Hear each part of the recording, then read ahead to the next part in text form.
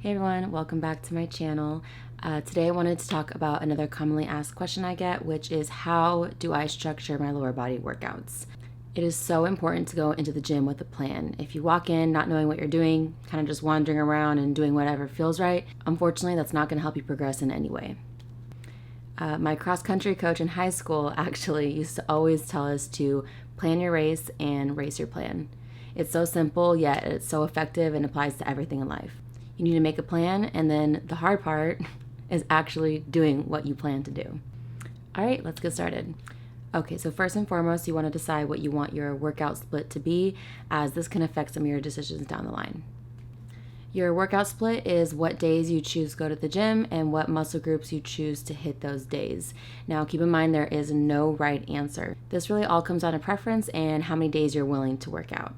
Here are just some examples of how you could split your workouts based on the number of days you choose to work out.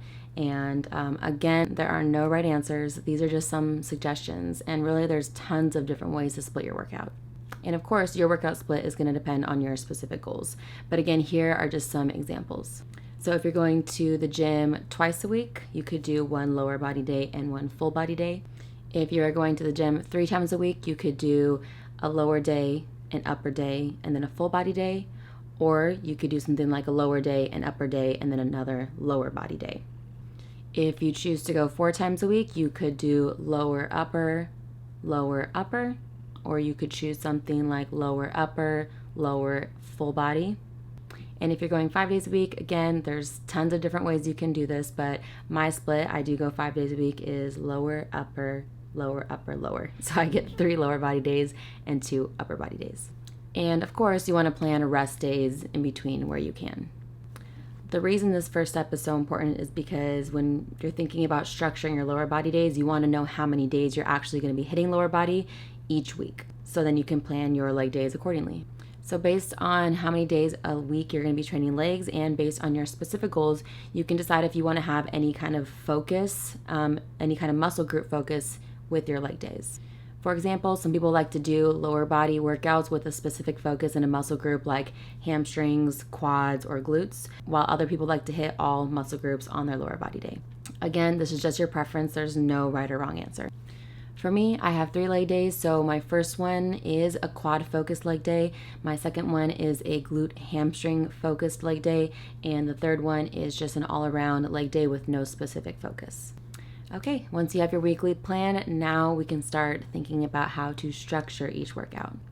First and foremost, you need 1 to 2 main compound exercises for each of your workouts. Compound movements are your big lifts that hit multiple muscle groups at one time. These are usually your hardest lifts of the day, so they should be done in the beginning of your workout to make sure you have the most energy for them. Your main lower body compound movements are squats, deadlifts, lunges, and hip thrusts. And keep in mind that you can also do these exercises or variations of these exercises throughout your workout, but you should pick 1 to 2 to focus on in the beginning of each workout, and those should be your heaviest lifts. After your main compound lifts, the rest of your workout should include more compound movements, just not as quite as heavy as your first ones, and accessory movements. So accessory movements are exercises that just focus on and hit a specific muscle group. Okay, so how do you choose which exercises though? First, you want to make sure to include at least 1 of each of the following: a knee dominant movement, a hip hinge movement, and a unilateral movement. A knee dominant movement is an exercise in which most of the movement is done at the knee, like lunges, leg press, split squats, things like that. And a hip hinge movement is an exercise in which most of the movement is done at the hip, like hip thrusts, deadlifts, good mornings, etc. And squats are actually considered to be part of both because there is a lot of movement in the hips and the knees, so just keep that in mind. And lastly, a unilateral movement is an exercise that uses one leg at a time, like lunges, split squats, step-ups, things like that. And unilateral movements are very important to include in your workouts because they can help with any muscle and strength imbalances that you do have. All right, and the next questions that usually get asked are how many exercises should I do and how many reps and sets of each. If you're going hard and putting your full effort into your workout, which you should be, you really shouldn't need more than like 4 to 6 exercises per workout. And with each exercise, I recommend doing about 3 to 4 sets. Now, some people like to do more, and that's totally fine. Like I said, that's kind of just a preference. And for your rep schemes, this should vary. You want to do some heavy lifting with low rep schemes, some lightweight lifting with high rep schemes, and pretty much everything in between. In general, for heavyweight, you should be aiming for about 4 to 6 reps. For moderate weight, you should be aiming for about 8 to 10 reps. And for lightweight, you should be aiming for about 15 to 20 reps. And as you can see, there's some gaps in these numbers because there really is no set number ranges. You should just be focusing on doing a mixture of all different kinds of rep ranges with all different kinds of weight. Okay, and quick side note, let's quickly talk about supersets. Supersets are when you do 2 exercises back to back, alternating between the 2. Supersets can be a great tool to complete your workout faster and also increase the intensity of your workout by overloading a muscle. However, they are not an absolute essential. So I usually do more supersets when I'm short on time and tend to do a lot less supersets when I'm able to take my time with my workout. So if you do choose to add supersets, you generally want the second exercise to be an easier or a less intense movement. You wouldn't want to superset 2 heavy compound lifts together. Okay, so supersets are just something to keep in mind as you plan your workouts. All right, now let's put this all together. You need 1 to 2 main compound movements.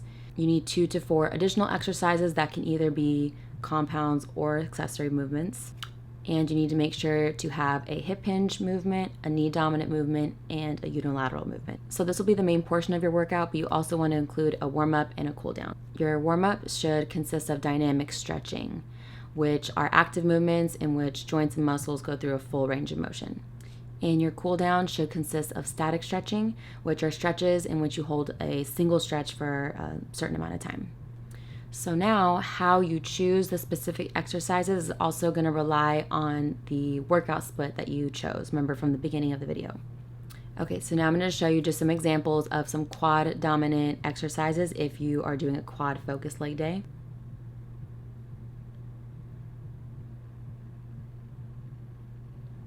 Here are some exercises that target your hamstrings if you're doing a workout with a hamstring focus. And here are some glute focus exercises. And for any day that you're doing a full leg day with no specific focus, you can choose from all of the categories. Okay, so last commonly asked question is, where do I use resistant bands, or where can I use resistant bands? Resistant bands are a great way to increase the intensity of your workout, so you can really throw them in anywhere. However, if your goal is to add size to your lower body, then you shouldn't be using them alone for the majority of the workout. Personally, I like to warm up with my resistant bands. I like to add them to certain compound movements to increase the intensity during my workout. And then sometimes I'll also add them at the end for like a little glute or leg day burnout. Okay, so I hope all of this has made sense. But the last things I want to say are to remember to stick to the basics. The basics are the basics for a reason, because they work. So stick to the basics. And once you figure out what your workout split is and your general plan for each of your workouts, like your main compound movements for the day, stick to that plan for a while. You want to stick to that same plan for at least 8 weeks or longer. I generally stick to my plans for a lot longer than 8 weeks, for months and months on end. You need to work on progressive overload in all your compound movements in order to be able to progress. And you're not going to be able to do that if you're constantly switching your workouts and never doing any exercises consistently. All right, guys, that's all I have for you today. I hope it all made sense. Let me know if you have any questions down below. I'll be happy to answer them. And I will see you guys soon.